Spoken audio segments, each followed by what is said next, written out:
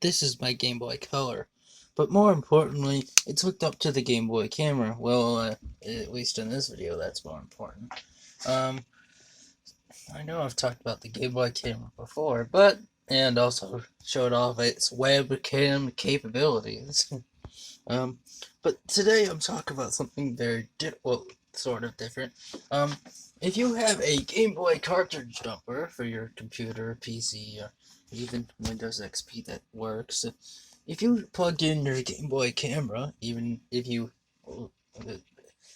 deleted a photo that you didn't want to delete on accident, and you're like, oh no, I can never get that back. Well, you can, if you didn't know that. You see, the Game Boy doesn't just use a battery backup like a normal Game Boy cartridge, it uses a chip, which basically means this is one of the very first Game Boy cartridges to not use a regular save battery. It uses an actual chip to store its data, which means as long as that chip works, or as long as it isn't completely filled up, you can take more pictures and delete them, because the deleted pictures are actually stored on that chip, as well as the ones that are actually viewable. You see, when you delete a picture on the Game Boy camera, it only deletes the header and stores the supposed deleted photo on the chip.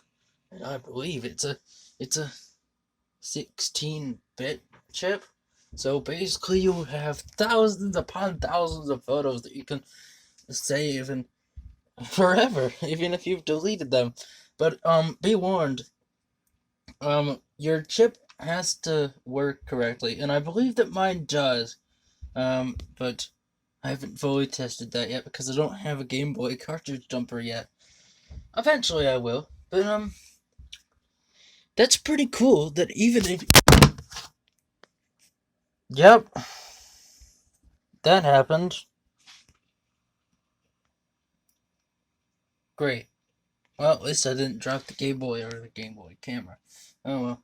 Um I mean Game Boy Color, sorry. But I think that's really cool that even if you do delete a photo, it doesn't really delete the photo. It stores it on the chip, along with all the 30 photos that you can actually view. The 30 limit that you can actually use. So it actually stores. The reason they limited it to 30 at a time is so that way it wouldn't overload the system. So that way you could only save 30 at a time, and that way it builds up the chip slowly over the years. Of course, you can fully remove all of the data from that special chip, either by pressing start and select at the beginning of the Game Boy cameras. Wait, does that even do anything? I'm not sure. But I believe as long as you press start and select when you're starting up the Game Boy camera, it also removes all the saved deleted photos that are on that chip and the 30 photos that are also on the chip that you've taken.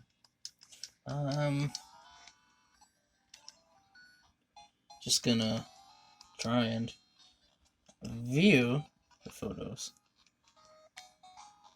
As you can see, I don't have the full 30 here, but close enough. And there's... Oh, okay. There's actually... That's nice.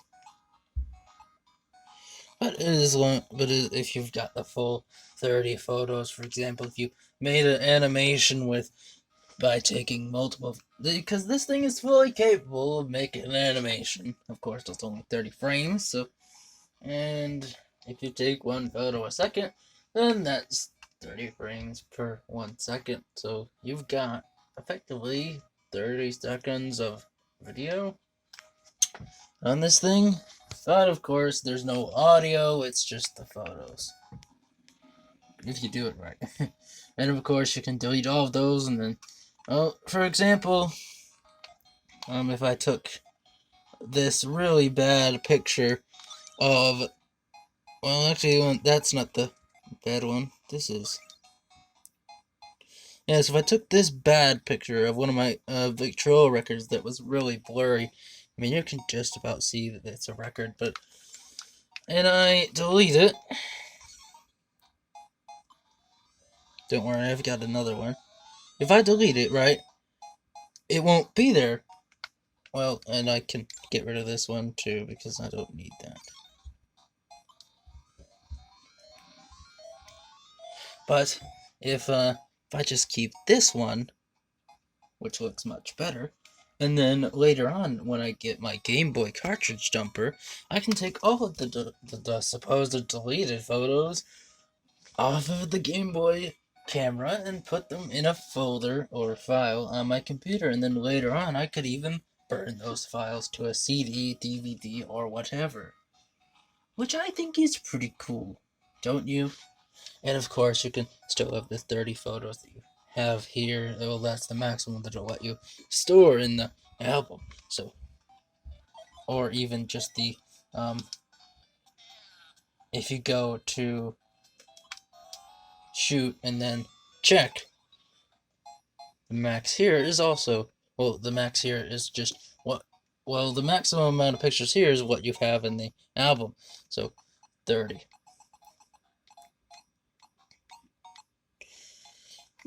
30 is good enough, right?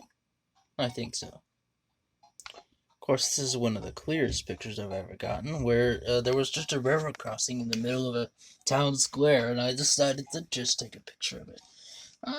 That was out in Mackinac.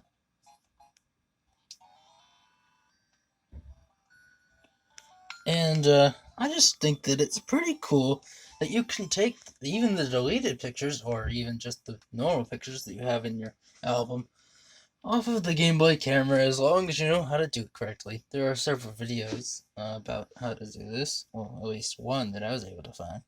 And of course, I think that's about it. I mean, I've said the same thing multiple times here, so just doing drain it. Of course, the Game Boy camera is relatively cheap these days, honestly.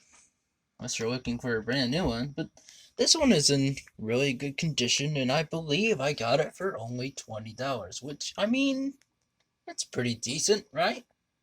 I mean, a brand new regular Game Boy cartridge will cost you $10, so, or, well, $12 with shipping, so, or, and tax, I suppose.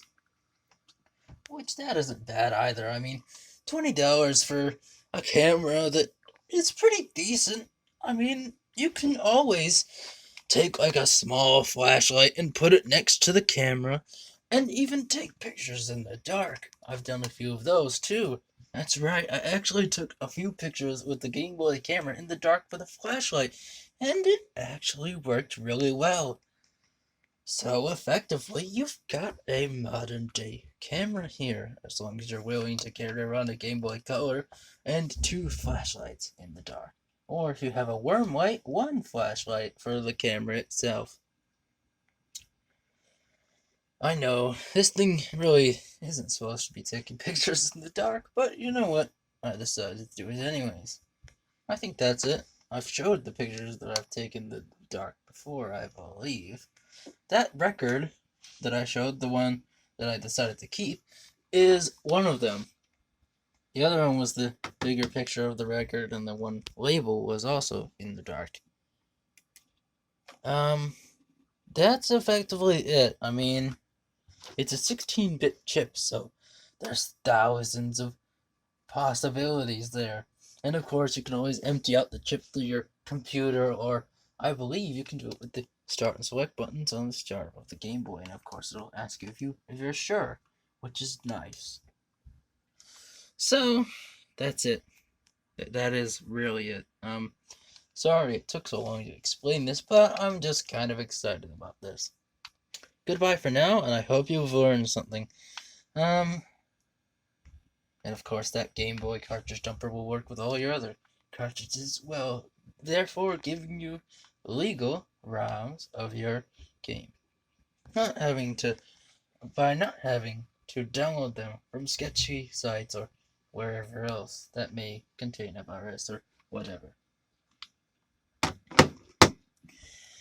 That was just me setting down the camera. And there's another thing I'd like to mention. If you have a Game Boy Color, right?